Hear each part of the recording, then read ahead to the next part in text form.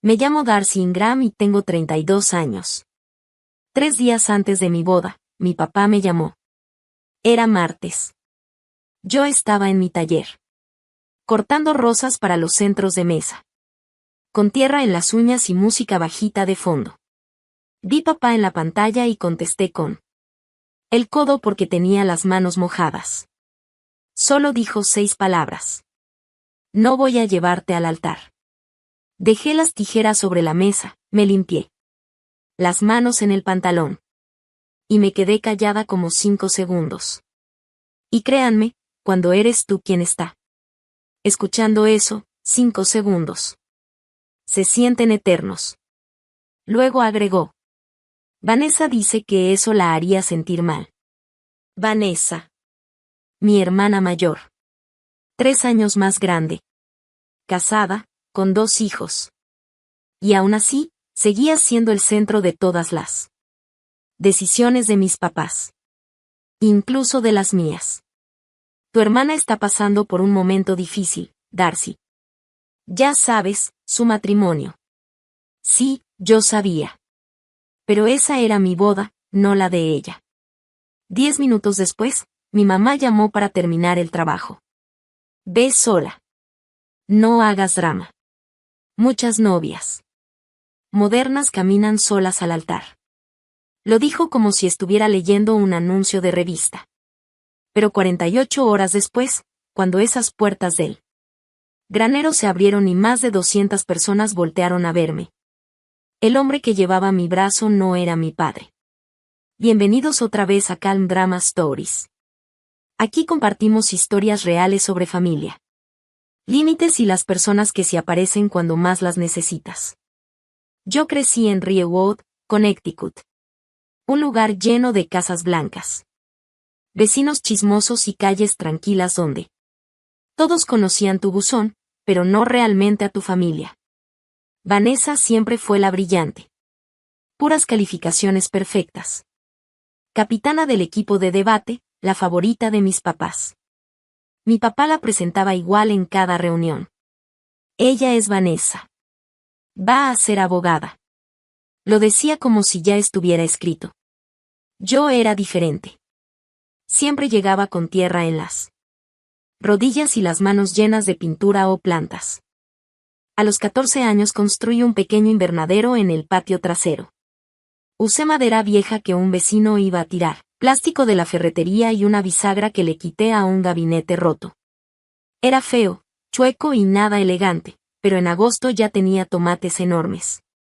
Ese mismo año, la feria de ciencias de mi escuela cayó el mismo día que el concurso regional de ortografía de Vanessa. Yo presenté mi invernadero en la feria de ciencias. Tomates e heirloom, semillas especiales, control del pH de la tierra y un diario con fotos del crecimiento día por día. Gané el primer lugar. Cuando mi papá llegó, el listón azul ya estaba pegado en mi cartel. Llegó 40 minutos tarde. Los jueces ya estaban guardando las sillas. Perdón, campeona. El evento de Vanessa se alargó. Miró rápido el listón y solo dijo: Buen trabajo. Así, como cuando felicitas al hijo de un desconocido en la fila del supermercado. Después revisó su teléfono. Ese invernadero siguió en el patio 9 años más. Le arreglé las bisagras 2 veces y cambié el plástico una vez. Mi mamá decía que era horrible. Mi papá nunca decía nada. Jamás volvió a mencionarlo. Pero cada verano seguía dando tomates, aunque nadie les prestara atención. Mi graduación de preparatoria fue un jueves de junio. Esa misma semana, Vanessa recibió su carta de aceptación para el MBA de Columbia. Mis papás decidieron celebrar las 2 cosas en una sola cena en un restaurante elegante del centro. Hubo 3 discursos. Los 3 fueron sobre Vanessa. Mi papá levantó la copa. Por nuestra chica de Columbia. Mi mamá hasta lloró diciendo que siempre supo que ella llegaría lejos. Vanessa les agradeció por creer en ella. Y yo, me quedé comiendo pasta y aplaudiendo cuando tocaba. Nadie mencionó mi diploma. Yo me había graduado con promedio de 3.7 y había sido aceptada en la Universidad de Connecticut para estudiar horticultura. Pagué yo sola mi inscripción con trabajos de jardinería que hacía desde segundo año de preparatoria. Cortar césped, quitar hierba, arreglar jardines para vecinos por $40 cada uno. Cuando le conté a mi mamá sobre la carrera, dejó su taza de café sobre la mesa y me miró como si hubiera hablado en otro idioma. Eso no es una carrera de verdad, Darcy. 5 palabras. Me las dijo una vez en la cara, y muchas más veces a mis espaldas. Años después, Ruth Kellerman, nuestra vecina y mejor amiga de mi abuela Eleanor, me contó que escuchó a mi mamá hablando por teléfono con su hermana. Darcy está estudiando jardinería. Ni siquiera sé qué decirle a la gente. Mis papás pagaron completa la maestría de Vanessa. $22,000 al año. Recuerdo perfecto la cantidad porque mi mamá la repetía en Acción de Gracias como si fuera un anuncio oficial. Mi universidad me la pagué yo. Trabajando en jardines durante los veranos, en invernaderos dentro del campus durante el año escolar y con préstamos estudiantiles para completar lo demás. Pero nadie anunciaba mi deuda en la mesa familiar. 3 años después de graduarse de Columbia, Vanessa se casó con Preston Ale. Trabajaba en banca de inversiones. Siempre usaba trajes caros y mancuernillas que costaban más que la mensualidad de mi camioneta. Mis papás brillaban de orgullo en esa boda como si ellos mismos hubieran inventado Wall Street. Y luego llegaron los nietos. Primero Lily, que ahora tiene 5 años. Luego nació Owen, 2 años después. Ahora tiene 3. Ese mismo año mi papá se retiró de la aseguradora donde trabajó toda su vida, y esos 2 niños se volvieron el centro de su mundo. Iba a la casa de Vanessa en Darien 3 veces por semana. Le construyó un columpio a Lily. Le leyó el mismo libro de trenes a Owen como 47 veces porque el niño lloraba si se detenía. Y Vanessa se dio cuenta. Se dio cuenta de que podía usar a sus hijos para controlar todo. La primera vez fue en Navidad. Quería el lugar principal en la mesa. Mi papá se lo dio. La segunda fue por una foto familiar. Vanessa quería repetirla porque yo salía atrás. Mi papá me pidió que me quitara. La tercera vez la escuché yo misma. Mi papá tenía el teléfono en altavoz y no sabía que yo estaba en la cocina. Si tú llevas a Darcy al altar, no voy a llevar a los niños en Navidad. Mi papá guardó silencio unos segundos. Podía escuchar hasta cómo respiraba. Luego Vanessa habló con esa voz tranquila y calculada que siempre usa. Lo digo en serio, papá. Ahorita no puedo con eso. Ya sabes por lo que estoy pasando. Y mi papá respondió. Está bien, Nessa, está bien. 30 segundos después, mi mamá entró a la cocina y vio mi cara. Supo que había escuchado todo. Pero no se disculpó. Solo dijo. Ella es la mamá de esos niños, Richard. No la presiones. Así funcionaba mi familia. Primero Vanessa. Luego los nietos. Después la comodidad de mis papás. Y hasta abajo, por debajo de todo, yo. Conocí a Marcus Delany un martes de abril, hace 3 años. Yo estaba plantando un jardín de lluvia para un proyecto de drenaje cerca de la Ruta 12. Marcus era el ingeniero encargado del puente que estaban construyendo unos metros más arriba.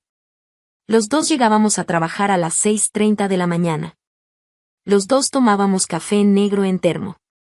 Un día me vio bajando unas raíces enormes de mi camioneta y se acercó sin que yo le pidiera ayuda. ¿Necesitas una mano? Le dije. Yo puedo. Y él sonrió. Ya sé, pero ya me acabé el café y estoy aburrido. Esa fue la primera cosa que Marcus me dijo que no tenía que ver con trabajo. Nuestra primera cita fue un recorrido por un vivero y después tacos de un camión en el estacionamiento. Él tenía tierra en las botas. Yo también. 2 semanas después me presentó a su papá. Frank Delany. 63 años. Carpintero retirado. Tenía las manos duras, gastadas por años de trabajo.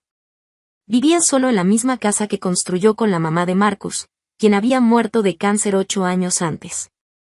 Atrás de la casa tenía un taller lleno de aserrín y un radio viejo tocando rock clásico todo el día.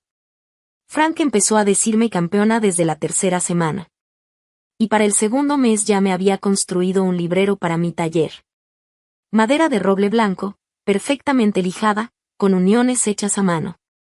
En la parte interior del panel izquierdo grabó mis iniciales, D.I.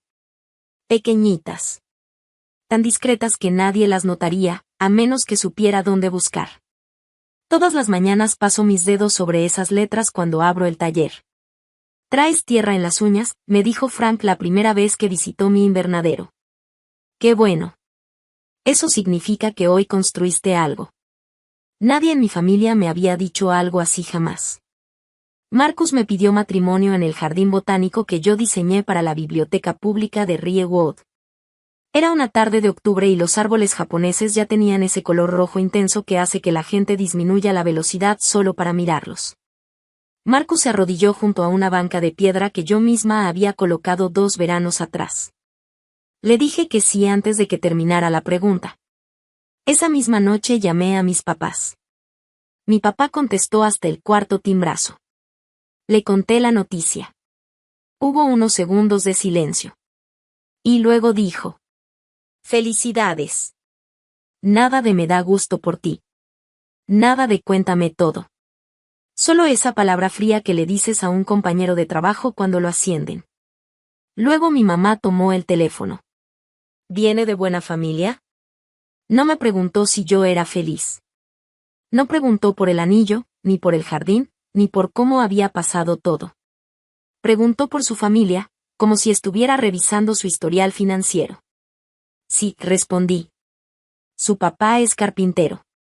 Otra vez silencio. Ese tipo de silencio donde sabes que alguien está pensando algo cruel, pero decide no decirlo en voz alta. La invitación de la boda la hice yo misma. Le dibujé detalles botánicos alrededor, puse hojas de helecho prensadas dentro y la llevé personalmente a casa de mis papás. La dejé en el buzón porque no quería ver sus caras al abrirla. También le pedí a mi papá que me llevara al altar. Dijo que sí muy rápido. Casi por costumbre. Como alguien aceptando sostener una puerta. Marcus me dijo lo mismo que siempre dice cuando yo vuelvo a darle a mis papás una oportunidad que no se han ganado. Puso su mano sobre mi rodilla y me miró con esos ojos cafés tranquilos. «Tú sabes cómo son, Dar». «Lo sé, pero quiero darles una última oportunidad». Él solo asintió. Nunca me dice qué hacer con mi familia. Solo se asegura de que tenga donde caer cuando me lastiman otra vez. La llamada llegó un martes por la noche, 3 días antes de la boda. Yo estaba en el taller cortando las últimas rosas para los centros de mesa. 14 arreglos florales, todos hechos a mano. La radio estaba tocando música country suave y yo iba cantando bajito cuando el teléfono se iluminó sobre la mesa de trabajo. «Papá». Me limpié las manos en el pantalón y contesté. «Darcy, necesito decirte algo». Tenía esa voz que mi papá usaba cuando iba a darle malas noticias a un cliente. Tranquila, pero fría. Distante. «No voy a llevarte al altar». Todavía tenía las tijeras de podar en la otra mano. Las dejé sobre la mesa despacio, como cuando sientes que si aprietas algo un poco más, se rompe. Vanessa dice que eso la haría sentir mal. «Papá». «Vanessa no se está casando». «Yo sí». «Dice que verme entregarte sería muy doloroso para ella ahorita. Ya sabes que su matrimonio está pasando por problemas». «Entonces, ¿mi boda ahora también se trata de los sentimientos de Vanessa?». Silencio. Podía escuchar la televisión en su oficina. Un programa cualquiera de concursos. «Lo siento, Darcy». No grité. No lloré. Solo le hice una pregunta. La única que realmente importaba. «¿Vanessa volvió a amenazarte con los niños?». Más silencio. Y luego su voz bajó, casi como si tuviera miedo de que alguien escuchara. «Dijo que si yo te llevaba al altar, no llevaría a Lily y Owen en Navidad». Ahí estaba otra vez. La misma forma de manipularlos que Vanessa llevaba usando durante años, y a la que mi papá siempre terminaba cediendo. Cambió el día de la boda de su hija, por la posibilidad de ver a sus nietos en Navidad. Y ni siquiera dudó. «Está bien, papá». «Darcy, por favor entiende». Está bien. Colgué. Dejé el teléfono sobre la mesa, tomé otra vez las tijeras y terminé el arreglo número 14. Mis manos no temblaban. Y quería que temblaran. Porque si hubieran temblado, significaría que todavía me sorprendía. Pero no estaba sorprendida. Simplemente ya estaba cansada de fingir que esperaba algo diferente de ellos. 10 minutos después llamó mi mamá. Justo a tiempo. Donna Ingram nunca deja asuntos sin cerrar. Tu padre ya te contó. Sí. Darcy, no hagas esto más grande de lo que es. Ve sola al altar. Muchas novias modernas lo hacen. De hecho, hasta es empoderador si lo piensas. Dijo empoderador igual que la gente que presume comida orgánica, pero jamás la compra. Mamá, le pedí a papá hace un año que me llevara al altar. Y él dijo que sí. Las cosas cambian. ¿Porque Vanessa está sufriendo y yo no? Hubo una pausa. Escuché cómo respiró profundo. Esa respiración lenta que usa antes de decir algo que ya decidió que tiene sentido. Tú tienes a Marcus. Vanessa ahorita no tiene a nadie. Casi me reí. Casi. Porque esa lógica era tan perfectamente típica de mi mamá. El dolor de Vanessa siempre valía más que el mío. No porque fuera más grande. Simplemente porque era el de Vanessa. Deja de hacer drama, Darcy. Esto no es para tanto, Darcy. Y colgué. Salí al porche y me senté en el escalón de arriba.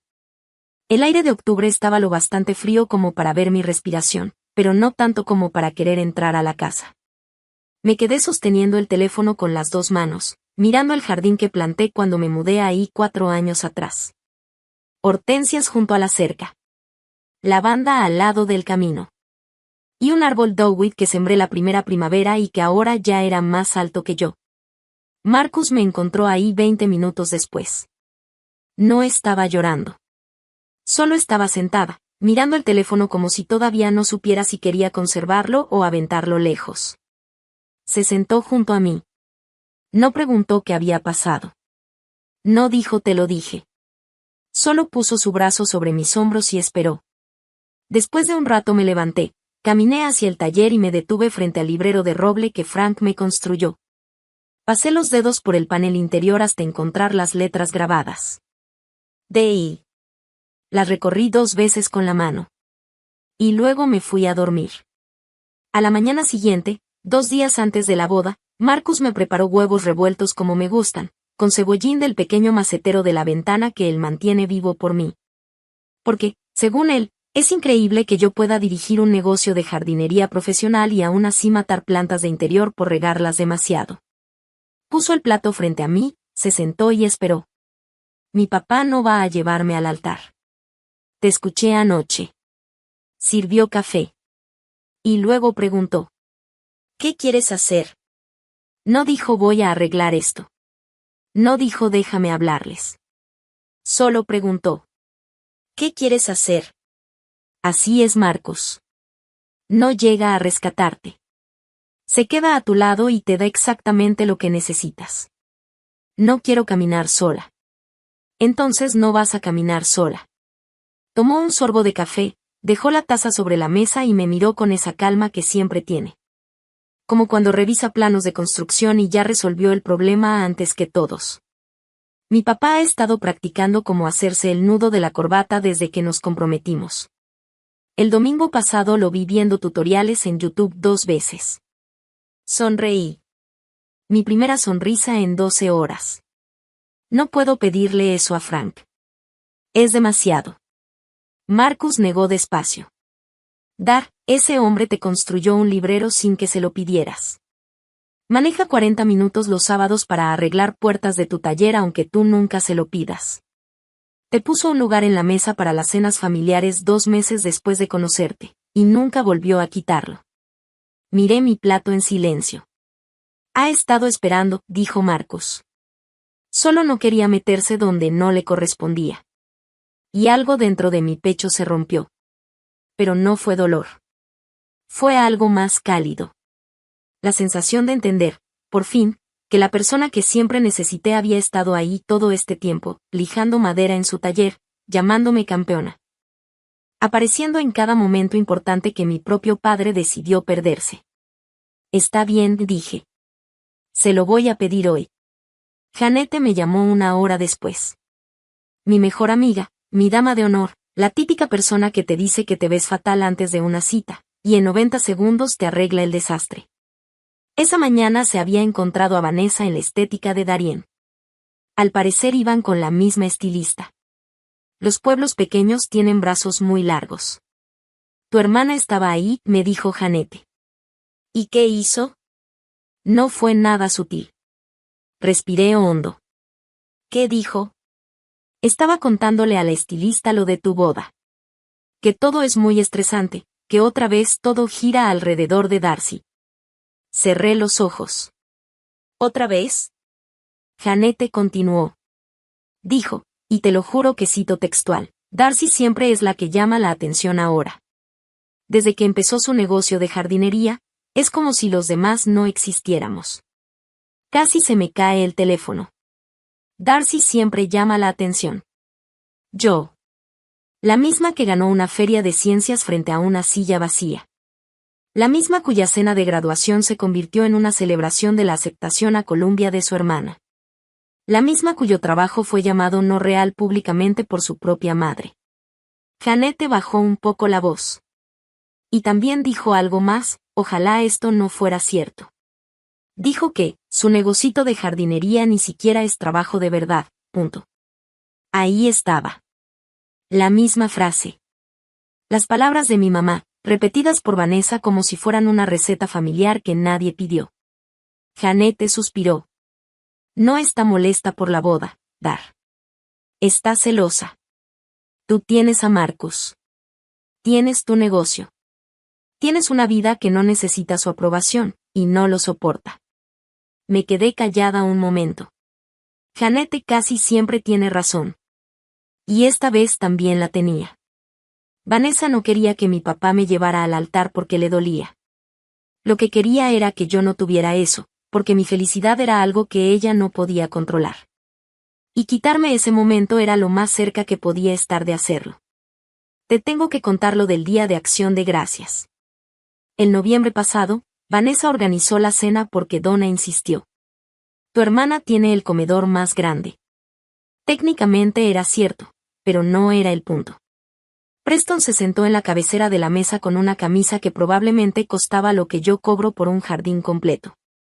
Revisó su celular 11 veces durante la cena.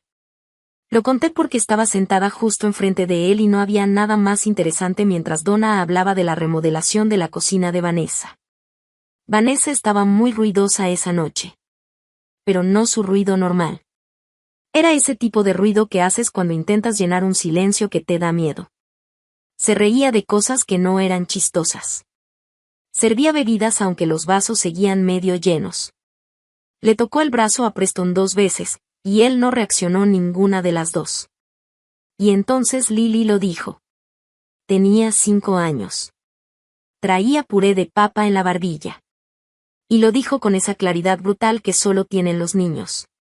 ¿Por qué mi papá duerme en la oficina? La mesa se quedó en silencio. Preston levantó la vista del teléfono. La cara de Vanessa hizo algo que nunca había visto. No fue enojo. No fue vergüenza. Fue algo más profundo que las dos cosas. Mi papá carraspeó y le preguntó a Owen si quería más pan, pero yo vi las manos de Vanessa. Le temblaron cuando sirvió el vino. 2 segundos. Luego se enderezó, sonrió, y pasó la salsa de arándano como si nada hubiera pasado. Esa noche entendí algo.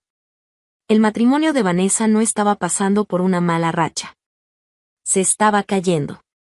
Y en vez de enfrentarlo, ella estaba acomodando los muebles encima de las grietas. Mi boda era solo otro mueble que ella necesitaba mover. El miércoles por la mañana, 2 días antes de la boda, manejé a casa de Frank. Vive en un camino sin salida cerca de la Ruta 9, en un pueblo llamado Chester. Su casa es de madera café, de un solo piso, con un porche que reconstruyó en 2019 y un garaje que huele a aceite de linaza y cedro. En su taller siempre suena rock clásico en la radio, tan alto que parece que cree que Led Zeppelin debe acompañar todas las actividades humanas. Cuando llegué, estaba lijando una mecedora de madera de teca. Hermosa Beta. Traía su delantal de trabajo, ese que ya tiene el aserrín pegado como si fuera parte de la tela. Me quedé en la puerta del garaje como 10 segundos antes de que levantara la vista. Hola, campeona.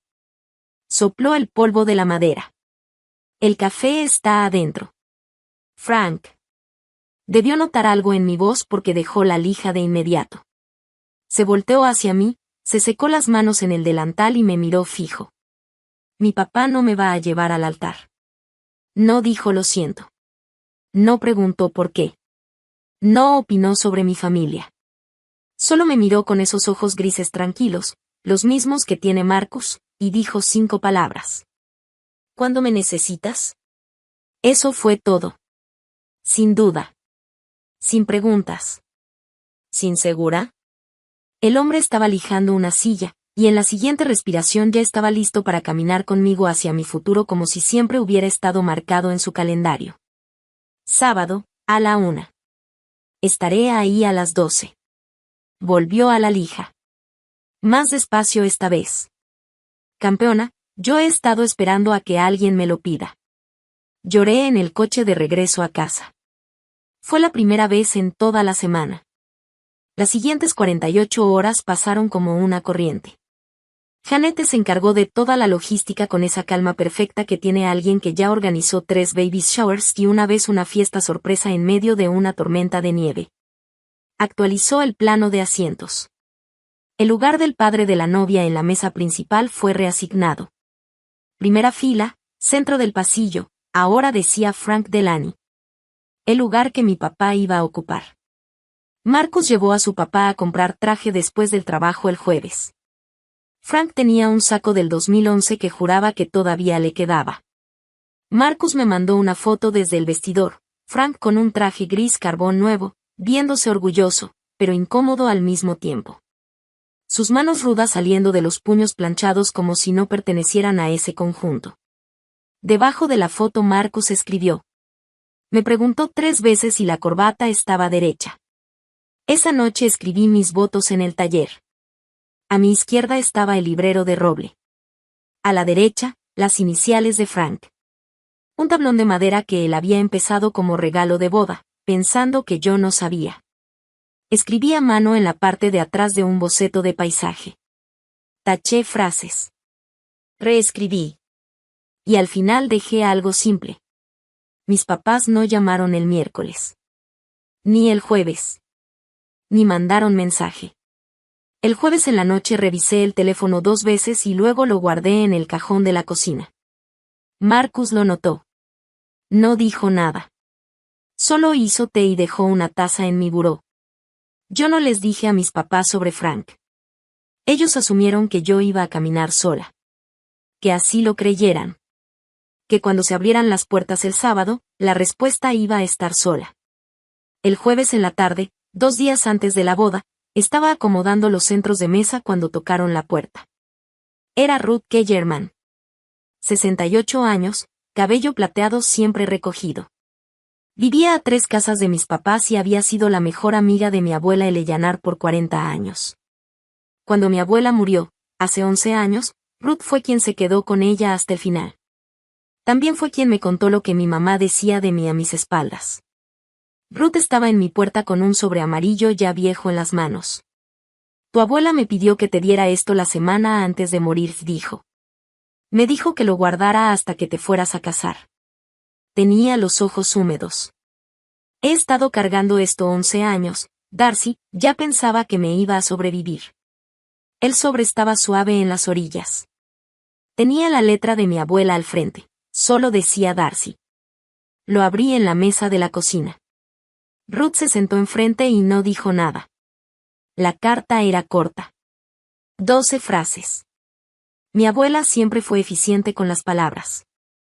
Darcy, cuando leas esto, estás a punto de entrar al cuarto más importante de tu vida. Ojalá pudiera estar ahí. Ojalá pudiera decirle a tu mamá que se siente y te deje brillar. Ojalá pudiera decirle a tu papá que levante la vista y te vea. Pero ya sé cómo es esa familia. Así que te voy a decir lo que ellos no te van a decir. Tú siempre has sido la que construye. Desde ese invernadero hasta lo que estás construyendo ahora, haces que las cosas crezcan donde no había nada. No esperes a que lo vean. Los que llegan son tu verdadera familia. Te amo. Construye algo hermoso. Leí la carta 3 veces. La doblé con cuidado y la guardé en el bolso que iba a llevar el sábado. La familia es quien llega. El jueves terminó sin llamada. El viernes igual. Ni mensaje. Ni voz. Ni arrepentimiento de última hora de Richard O'Donnell. La cena de ensayo fue el viernes en la noche. Frank manejó 40 minutos desde Chester. Llegó 20 minutos antes y ayudó al catering a mover mesas porque no soportaba ver a alguien batallar con una mesa plegable sin ayudar. Había unos 30 invitados. Todos del lado de Marcus. Mi roommate de la universidad, Alexis. 2 mujeres del grupo de talleres de invernadero que doy los sábados para mamás del barrio. Ruth, Janete por supuesto, y nadie de mi familia. El lugar en el granero se veía hermoso. Abierto por los lados, luces colgantes, arreglos de flores silvestres que yo misma diseñé y cultivé, lavanda, encaje de la reina y dalias de fin de temporada en jarrones de cobre que encontré en una venta de antigüedades. Frank se levantó para el brindis. Sostenía la copa como si fuera un cincel, firme, como todo lo que hace. No soy un hombre de muchas palabras. Pregúntenle a Marcus, él lo confirma. Pequeñas risas. Pero voy a decir esto. Hace 3 años una mujer llegó al lugar de trabajo de mi hijo y sacó una raíz del camión como si le debiera dinero. Me cayó bien desde ese momento. Hizo una pausa y me miró. Yo nunca tuve una hija. Dios solo me hizo esperar un poco más. El lugar se quedó en silencio. Janete se secó los ojos con una servilleta. Marcus me apretó la rodilla debajo de la mesa. Frank levantó la copa. A Darcy, la que hace que las cosas crezcan. Miré su muñeca. Tenía aserrín apenas pegado en el pliegue del puño. Había venido directo del taller. Siempre venía directo del taller. Era viernes. El sábado era la boda. Esa misma noche del viernes, a 40 minutos al sur, mi papá estaba sentado en su garaje. Yo no lo sabía en ese momento. Janete me lo contó semanas después. Tenía una amiga en Rio Wood que lo vio en una gasolinera cerca de su casa. Intercambiaron unas palabras. Dijo que se veía como alguien cargando algo demasiado pesado para dejarlo, pero demasiado doloroso para seguir sosteniéndolo. Estaba en el garaje donde antes estacionaba su coche, sentado en una silla plegable, viendo la pared. En el tablero de herramientas había una foto, yo a los 12 años sosteniendo un tomate del invernadero, sonriendo como si hubiera inventado el sol. Esa foto llevaba años ahí. Y nunca la quitó, aunque el invernadero ya no existía. Mi mamá lo hizo desmontar cuando me fui a la universidad. Es una vergüenza, Richard. Esa noche a las 9, Donna salió al garaje. ¿Mañana vamos? Mi papá la miró. Creo que sí debemos ir. Está bien, pero nos sentamos atrás. No voy a dejar que Darcy haga de esto un espectáculo. Richard asintió. Abrió su teléfono y escribió un mensaje para mí. Estoy orgulloso de ti, Darcy. Se quedó mirándolo mucho tiempo. Lo leyó otra vez. Y luego borró cada palabra, bloqueó el teléfono y entró a la casa. Yo no supe de ese mensaje hasta mucho después. Pero a veces lo pienso. No con tristeza, sino con una especie de entendimiento cansado. Mi papá no es un hombre cruel. Es un hombre débil. Y la debilidad, cuando vive en la misma casa que el control, se convierte en crueldad sin quererlo. Se fue a dormir sin mandar nada. Viernes por la noche, 9:45. Mi teléfono vibró. Vanessa. Me dijeron que no vas a caminar sola, ¿quién te va a llevar al altar? Miré la pantalla. Puse el teléfono boca abajo. No respondí. 11 minutos después, Janete me reenvió una captura. Vanessa le había escrito. ¿Sabes quién va a llevar a Darcy mañana? No me responde. Jeanette solo respondió con un punto. Nada más. La amé por eso. Después Vanessa llamó a mi papá. Lo sé porque Richard le escribió a Marcus, no a mí. A Marcus. A las 10:15, Marcus me enseñó el mensaje. Vanessa está molesta. Cree que Darcy va a llevar a alguien para humillarnos. Tal vez no deberíamos ir. Marcus empezó a contestar, y borró el mensaje. Escribió otro, y también lo borró. Luego dejó el teléfono y me miró. Tu papá acaba de preguntar si estamos tratando de avergonzarlos, en tu propia boda. Respiré hondo. Lo sostuve. Y lo solté. Después Donna volvió a llamar a Richard. Me enteré después por Ruth, que tiene contactos que nunca voy a entender del todo. Donna dijo que sí iban a ir. No le voy a dar el gusto de decir que no estuvimos ahí. Clásica Donna. Asistencia como estrategia, no como amor.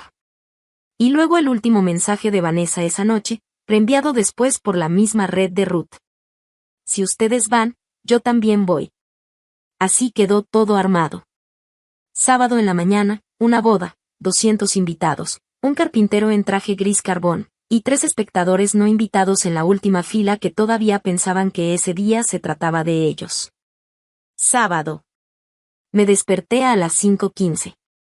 La casa estaba en silencio. Marcus había dormido en casa de Frank.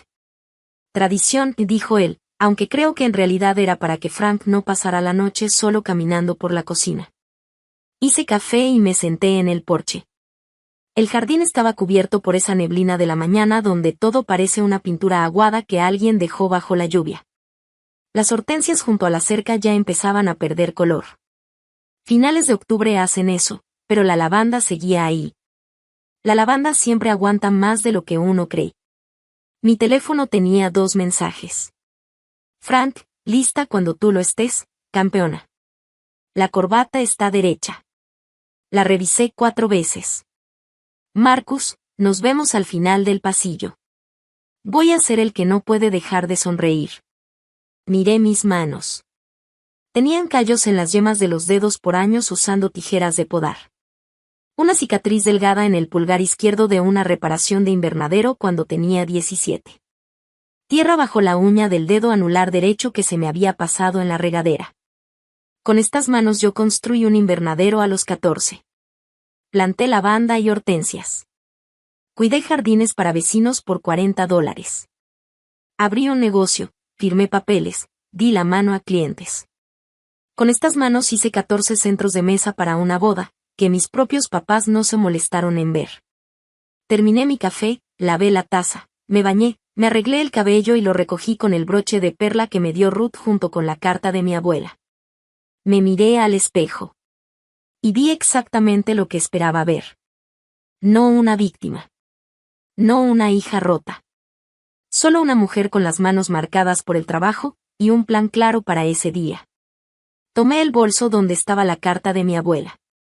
Conduje al lugar. El venue era un granero convertido en colina fuera de Riewood. Madera expuesta, vigas de cedro. De esos lugares que parecen tener siglos de bodas, aunque en realidad fue un establo hasta 2016. Yo misma hice todas las flores.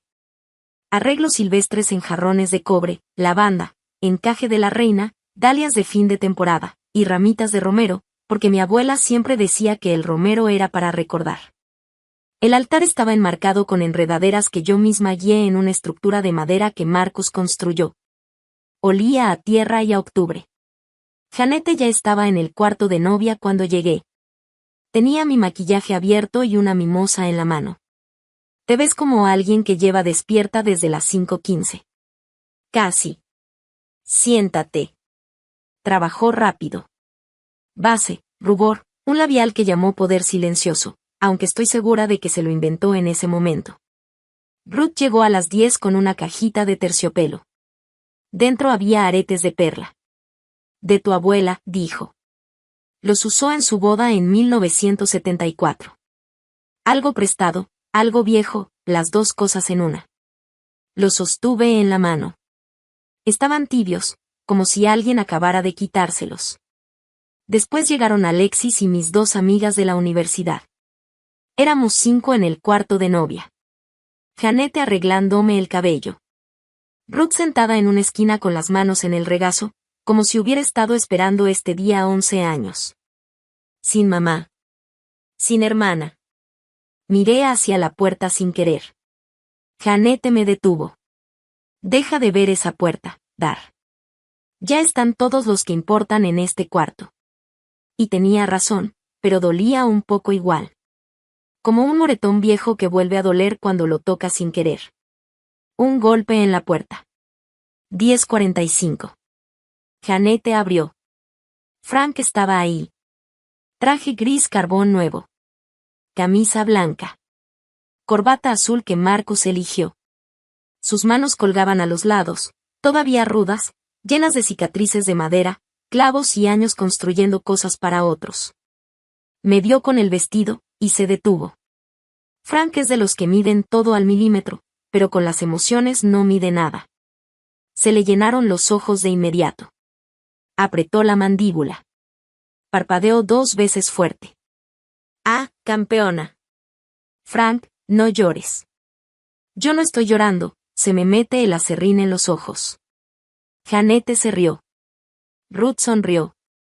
Frank metió la mano a su saco y sacó una cajita de madera. Nogal, hecha a mano. Adentro había un pequeño ramo, hojas secas de roble, paniculata y cuerda rústica. Lo hice en la mañana, dijo. Sentí que flores de tienda no iban contigo. Se lo puse en la solapa.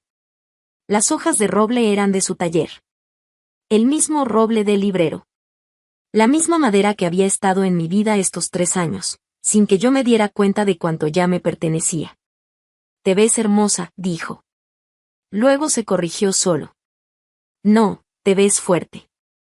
Y nadie me había dicho eso en un día en el que supuestamente debía verme hermosa. Y aún así, fue exactamente la palabra correcta. Se sentó en una esquina junto a Ruth.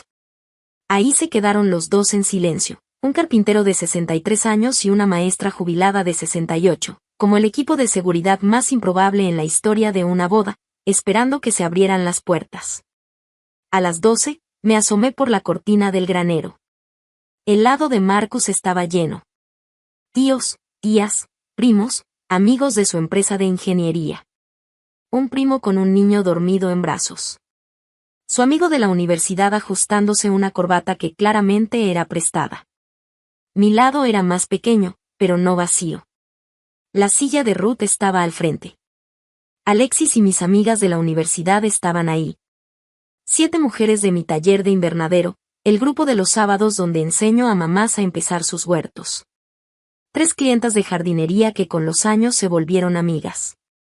Y mi contadora, Gloria, que una vez me dijo que mis impuestos trimestrales le daban orgullo. Y entonces los vi. Última fila, lado derecho. Richard mirando al piso. Donna sentada rígida con su bolsa en el regazo como si fuera un escudo. Y Vanessa con un vestido demasiado formal para una boda en granero, mirando todo como si estuviera contando salidas de emergencia. Vinieron. Se me cayó el estómago. No por miedo. Sino porque por un segundo, un reflejo tonto, mi corazón pensó, tal vez vinieron a arreglarlo.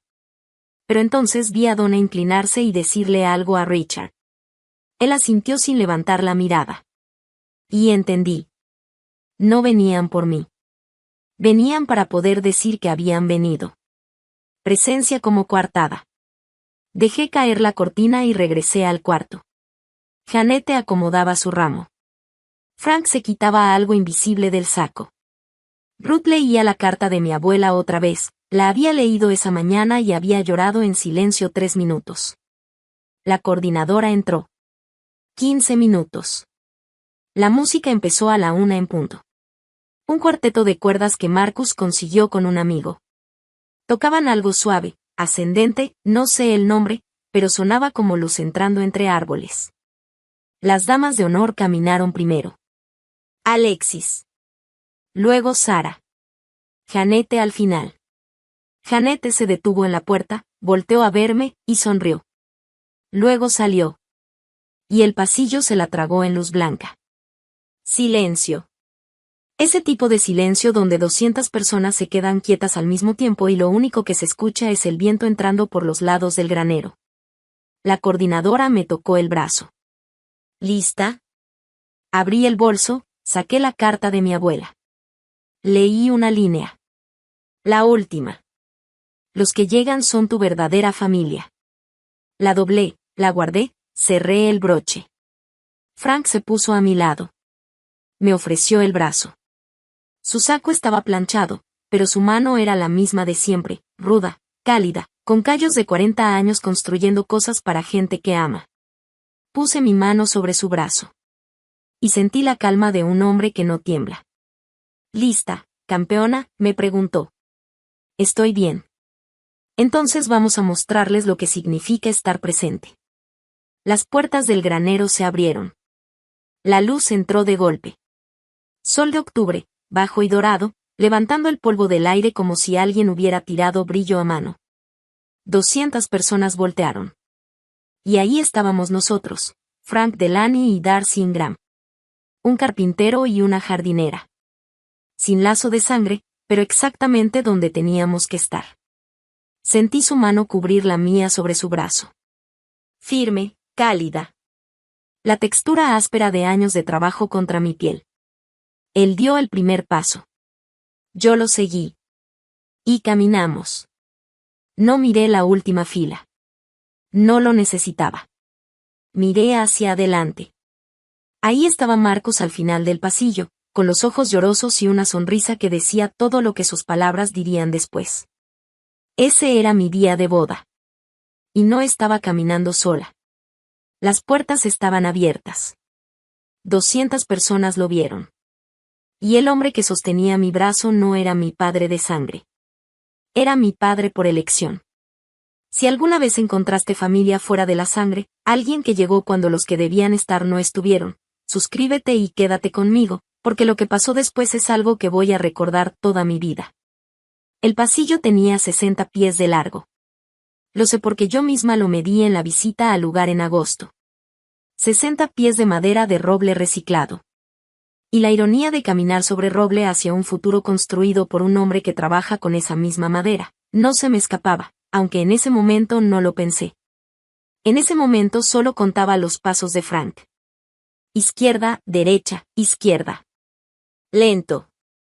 Constante. El mismo ritmo que usa cuando lija madera. Medido. Intencional. Como alguien que ya ha hecho esto en sus huesos, aunque sea la primera vez. A los 10 pasos empezaron los suspiros. No fuertes, solo esos sonidos pequeños que la gente hace cuando está entendiendo algo en tiempo real. Algunos invitados sonreían y se secaban los ojos. Otros miraban a Frank, y luego buscaban con la vista a el padre de la novia, y encontraban a un hombre en la última fila que no levantaba la mirada. Yo no miré a Richard. Quiero dejar eso claro. No giré la cabeza. No lo busqué. No le di ni el gusto de una mirada, ni la crueldad de una directa. Miré a Ruth en la primera fila, limpiándose los ojos. A Janete, de pie junto al altar, con la mano en la boca. A las mamás del taller de invernadero, 3 de ellas llorando sin intentar ocultarlo. Y luego miré a Marcos. Estaba al final del pasillo, con las manos a los lados y los ojos llenos. Le hizo un leve gesto a Frank. No era un saludo. Era un agradecimiento. El tipo de gesto que hacen los hombres cuando las palabras sobran, y el momento ya es perfecto. En la última fila, me dicen que Richard se levantó a medias, se sostuvo del banco, y volvió a sentarse. Donna le agarró el brazo. Vanessa se quedó mirando al frente con una expresión que Ruth después describió como una mujer viendo cómo se cierra una puerta que ya no puede volver a abrir. Llegamos al altar. La oficiante sonrió. Era la reverenda King, de cabello gris, bajita. De esas voces que te hacen sentir que todo va a estar bien, aunque no lo esté. ¿Quién entrega a esta mujer en matrimonio? Frank aclaró la garganta. No es un hombre que hable en público. Él construye, arregla cosas, Alimenta a la gente los domingos, pero no habla así. Ese día sí habló. Su familia. Pausa. Y más bajito, como si me lo dijera a mí. Todos los que vinieron. El cuarto exhaló. Escuché un sollozo suave en la primera fila. Ruth. Janete ya tenía el maquillaje corrido. Gloria usaba el programa como abanico y como pañuelo al mismo tiempo. Frank se giró hacia mí, me tomó las dos manos y apretó una vez. El mismo apretón con el que había hecho el librero, la tabla de cortar, el ramo, las mismas manos. Ve a casarte, campeona. Me pasó mi mano a la de Marcus, dio un paso atrás, y caminó hasta la primera fila, centro del pasillo, y se sentó en la silla que esa mañana tenía su nombre, la que mi papá iba a ocupar. Marcus se inclinó y le dijo dos palabras a su papá. Gracias. Frank asintió y cruzó las manos en las piernas. Le vi a Serrín en el puño derecho. Siempre tenía a Serrín ahí. Me volteé hacia Marcus. Y empezó la ceremonia. Cuando llegó el momento de los votos, yo dije lo que había escrito 2 noches antes en el taller, junto al librero de roble, en la parte de atrás de un boceto de paisaje. Te elijo a ti, y elijo la familia que construimos, no la que nos tocó, sino la que hacemos todos los días con nuestras manos, desde cero. Marcus dijo los suyos. No recuerdo las palabras. Recuerdo sus ojos. Nos casamos a la 1:27 de la tarde. La recepción empezó a las 2. Mismo granero, mesas acomodadas distinto, luces colgantes encendidas. La banda tocaba algo acústico, suave, cálido. La gente bailaba. Owen, el hijo de Vanessa, corría entre las mesas persiguiendo un globo. Lily estaba sentada en las piernas de Richard pidiendo pastel. A las 3, Frank se levantó para su brindis. El salón se cayó de esa forma en que los lugares sienten cuando algo importante va a pasar. Voy a ser breve, porque Marcus me dijo que si hablaba más de 2 minutos, me iba a sacar con un trombón. Risas. Y no tengo trombón, así que le creo. Levantó su copa. La primera vez que Darcy fue a mi casa a cenar, tenía un helecho en la ventana. Estaba muriéndose. Llevaba 1 año así. Ella entró, lo vio, y en 10 minutos lo trasplantó, lo movió de lugar y me dijo que lo estaba regando de más. Me miró. Y entendí algo ese día: cualquier mujer que salva una planta sin que nadie se lo pida, también es la clase de mujer que puede salvar a un viejo como yo de cenar solo cada domingo. Silencio. Y luego el salón explotó. Aplausos. Llantos. Janete se levantó a aplaudir hasta que se le enrojecieron las manos. Después del brindis, la gente empezó a hablar, no conmigo directamente, sino alrededor de mí. Ella diseñó los jardines de la biblioteca de Riewood. Su empresa trabaja los jardines del juzgado. ¿Has visto cómo se ven en primavera? Da talleres gratis para mamás cada sábado. Mi trabajo hablando por mí. En una sala llena de gente que vino porque quiso. Mientras mi familia estaba en una mesa de esquina, en silencio. Richard me encontró en la mesa de postres. Yo estaba cortando pastel de limón. Mi elección, no la de Donna. Sentí que alguien se acercaba por la izquierda. Supe que era él antes de voltearme. Olía al mismo aftershave de siempre. Old Spice. El de botella blanca. Darcy. Me giré. Tenía un vaso de agua en la mano. No champaña. Agua.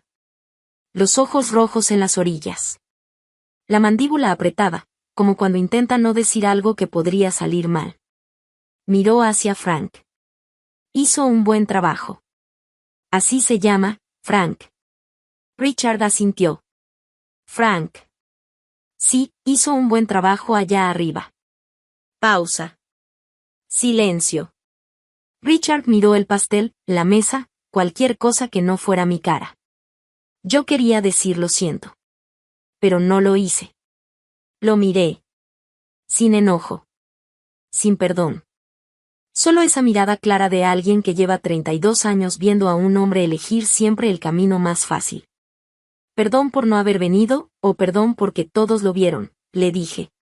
Se le notó el golpe. Pequeño, pero real. Ese tipo de reacción que solo pasa cuando alguien dice en voz alta lo que tú has estado pensando por días. Antes de que pudiera responder, Donna apareció. Le agarró el brazo a Richard y lo giró con suavidad, pero con control, como siempre lo hace. Richard, ven, siéntate. Luego se inclinó hacia mí al pasar, voz baja, la misma de siempre. No hagas un escándalo, Darcy. Yo tomé el cuchillo del pastel, serví una rebanada en un plato. Yo no estoy haciendo escándalos, mamá. Estoy sirviendo pastel. Se fue. Richard la siguió. Siempre la sigue. El baile de padre e hija era a las 4, aunque en realidad no era un baile de padre e hija. Era Frank y yo en el piso del granero, bajo luces colgantes, con una canción que eligió Marcus, una versión acústica de Lean On Me que hizo llorar a Janete por tercera vez. Frank bailaba como construye, con cuidado, fijándose dónde pisa. Me sostuvo la mano con una, y la otra la puso en mi hombro, no en la cintura, porque Frank es de los hombres que respetan los límites incluso en una boda. Te voy a pisar, me advirtió. Ya sé, le dijo Marcus desde la mesa. Ese muchacho no tiene lealtad, dijo Frank. Me reí. El salón se rió. 200 personas viendo a un carpintero bailar con una jardinera, y sintiendo algo real debajo de la música. En la mesa de la esquina, Vanessa miraba. Preston no estaba. ¿Viaje de trabajo? O eso le había dicho a Donna. La silla de al lado estaba vacía. Y ella apretaba su copa de champaña como si le debiera algo. Ruth se levantó y caminó hacia Vanessa.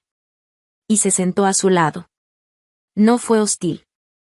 No fue cariñoso. Solo estuvo presente. Como Ruth hace todo. Eleanor estaría muy orgullosa de Darcy hoy, dijo Ruth. Vanessa la miró. Y también estaría orgullosa de ustedes dos, Vanessa, si la hubieran dejado.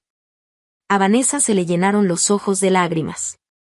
Dejó la copa, se levantó y fue al baño. Estuvo ahí unos 15 minutos. Cuando salió, el maquillaje estaba retocado, pero los ojos hinchados y las manos le seguían temblando, igual que en Thanksgiving. La vi cruzar el salón desde la pista de baile. No fui hacia ella. No mandé a nadie. Seguí bailando con Frank. Algunas puertas se cierran porque tú las cierras. Otras, porque la persona del otro lado dejó de sostenerlas abiertas. No vi a mis papás irse. Janete me contó después que se salieron alrededor de las 5, entre el corte del pastel y el lanzamiento del ramo. Como quien se va de una fiesta donde nunca estuvo del todo. El camino de regreso para Richard y Donna era de 40 minutos. Ruth supo por una vecina que lo escuchó de la hermana de Donna. Los primeros 20 minutos no hablaron. Luego Richard dijo algo. Ese hombre le hizo un librero. Donna lo miró. ¿Qué? En su taller. De roble, con sus iniciales talladas. Donna siguió viendo el camino. ¿Cuándo fue la última vez que nosotros le hicimos algo a ella? Silencio. La carretera entre Río Wood y su casa pasa junto al embalse. Agua plana, árboles oscuros. El tipo de camino que te obliga a pensar demasiado. Ni siquiera me miró cuando caminó al altar, dijo Richard. Ni siquiera me miró. Estaba viendo a Marcus. Estaba viendo a todos menos a mí, y tenía razón. Donna no dijo nada. Richard entró a la casa. Donna también. Richard se quedó en el coche. La luz del garaje seguía encendida desde el viernes. La foto de mí a los 12 con el tomate seguía en el tablero de herramientas. El invernadero ya no estaba. Donna lo hizo quitar años atrás. Pero las marcas en el pasto donde estuvo todavía se veían, apenas, incluso en la oscuridad. Hay cosas que dejan sombra aunque ya no estén. Richard revisó su teléfono. Ningún mensaje mío. Y ya no iba a llegar. La boda había terminado. Su hija se había casado. Un carpintero había hecho lo que debía hacer. Y el asiento con el nombre Frank Delaney en primera fila había sido la declaración más fuerte del día, sin decir una sola palabra. Richard entró a la casa y cerró la puerta. Lunes en la mañana, 2 días después de la boda. Abrí el taller a las 7, como siempre. En el escritorio había un nuevo pedido: diseño de jardín para el área infantil del Hospital Memorial de Riewood. 12.200 pies cuadrados. Plantas sensoriales para niños en recuperación. Jardines de textura. Cosas que puedes tocar, oler y sostener. Marcus llegó con café a las 8. Los chiles del alféizar seguían vivos. Frank llegó a las 9 con una tabla de cortar que había estado haciendo por semanas. Madera de cerezo con una franja de nogal incrustada en el centro. Para los recién casados, dijo, como si no me hubiera llevado al altar 48 horas antes. Como si fuera un sábado cualquiera. La puse en el mostrador, junto al librero que él había construido 3 años atrás. Mismo hombre. Mismas manos. Mismo estar sin que nadie se lo pida. A mediodía me vibró el teléfono. Un mensaje de Richard. ¿Podemos hablar? Lo leí. Puse el teléfono boca abajo sobre la mesa de planos. Abrí el diseño del jardín del hospital. Empecé a dibujar el camino sensorial. Romero para la memoria. Lavanda para la calma. Menta para la energía. Plantas que te dan algo solo por estar cerca. El invernadero que construí a los 14 tenía 7 pies de alto y alimentaba a una familia. Este tendría 12.200 pies cuadrados, y crecería para sanar niños. Tomé el lápiz. Dibujé la primera línea del camino. Luego la segunda. Luego los bordes. Luego el arco de entrada. Afuera, la luz de octubre entraba por la ventana del taller y caía sobre las letras talladas dentro del librero. D.I. Tan pequeñas que casi no se ven. Tan profundas que no se borran. No respondí el mensaje. Tenía trabajo que hacer. 2 semanas después de la boda, Vanessa llamó. Yo estaba en una obra, en el jardín del hospital, midiendo el drenaje del terreno, cuando su nombre apareció en la pantalla. Casi la dejé ir a buzón. Casi.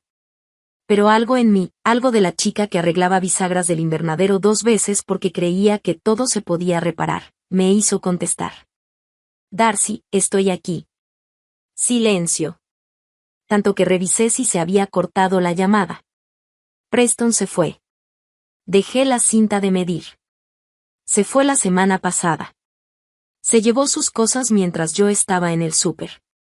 Dejó una nota en la cocina. Esperé. La respiración de Vanessa estaba rara. No era llanto, era tratar de no llorar. Solo pensé que debía saber. Ok. Otra pausa. Y entonces su voz se quebró. No de forma dramática. No como cuando actúa frente a mis papás. Sino bajito, como una grieta en una pared que llevaba años creciendo y por fin salió. Yo pensé que si mantenía a mamá y a papá enfocados en mí, iba a llenar el vacío. Preston no estaba. Los niños no eran suficiente. Yo necesitaba ser el centro de algo, y tu boda estorbaba. Tu felicidad estorbaba. Dejé que eso se quedara ahí. No la consolé. No la ataqué. Estaba parada en una obra, con tierra en las botas, sosteniendo el teléfono y escuchando a mi hermana decir por fin lo que había estado escondiendo detrás de manipulación por años. Vanessa, espero que encuentres lo que necesitas. De verdad. Pero ya no voy a ser tu colchón emocional. No puedo ser lo que pisas para sentirte de pie. Ella lloró bajito. La dejé. Luego colgué. Y volví a medir. La semana siguiente llegó una carta. Escrita a mano. La letra de mi papá, pequeña, inclinada, de alguien que aprendió a escribir cuando todavía usaban pluma fuente en la escuela. No mensaje. No llamada. Una carta con estampilla. Sellada desde Riewood. La abrí en el taller, de pie junto al librero. Darcy. Debí llevarte al altar. Lo supe cuando Vanessa me pidió que no lo hiciera. Lo supe cuando tu mamá dijo que no era para tanto. Y lo supe cuando me senté en la última fila y vi a otro hombre hacer lo que yo debía hacer. Elegí mal. Te he fallado muchas veces y me dije que era más fácil así. No lo era. Solo era cobardía. Dejé que tu hermana usara a los niños como muro entre nosotros. Dejé que tu madre me convenciera de que mantener la paz era ser buen padre. No lo fue. Mantener la paz fue mantenerte lejos, y lo hice porque tuve miedo de enfrentar las consecuencias. Frank se ganó lo que yo solté. Él llegó. Yo no. No espero que me perdones. Ni siquiera sé si yo lo haría. Pero quiero que sepas que la foto de ti con el tomate sigue en mi pared. Y ojalá te hubiera dicho antes lo que debí decirte 1000 veces. Estoy orgulloso de ti, Darcy. Siempre lo estuve. Solo fui demasiado débil para decirlo. Papá. La leí 2 veces. La doblé. La guardé en el cajón del escritorio, junto a la carta de mi abuela. 2 cartas. 2 pesos distintos. No respondí. Antes pensaba que la familia era la gente con la que naces. La sangre. El apellido. La mesa. Ya no. La familia es el hombre que maneja 40 minutos un sábado para arreglar una bisagra que ni siquiera le pediste. La familia es una carta amarilla de alguien que murió hace 11 años. La familia es quien llega. Esa es mi historia. 3 días de silencio. Una carta de una abuela. Y un carpintero que dijo sí antes de que yo terminara de preguntar. Si esto te recordó que la familia se elige y no se impone, compártelo con alguien que lo necesite. Gracias por estar aquí. Nos vemos en la siguiente. Después de esa carta, el mundo no se volvió perfecto, pero sí más honesto. Seguí trabajando en el jardín del hospital. El proyecto creció más de lo que imaginé, caminos de romero, zonas de lavanda para calmar a los niños, menta en los bordes para que el aire cambiara con cada paso. A veces llegaban médicos a ver los planos y se quedaban en silencio, como si no supieran explicar por qué un jardín podía parecer tan necesario. Marcus seguía apareciendo con café sin preguntarme si lo necesitaba. Frank seguía llegando con madera, ideas, y esa forma suya de estar sin invadir. Y cada tanto, Ruth pasaba por el taller solo para sentarse un rato y ver cómo trabajaba, como si eso también fuera una forma de acompañar. De mi familia, al principio no hubo más ruido. Después, pequeños intentos.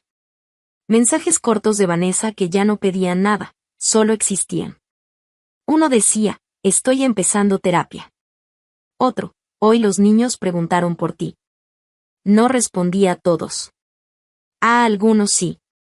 A otros no. Pero por primera vez no sentí que tenía que correr a arreglar nada. Mi papá volvió a escribir meses después.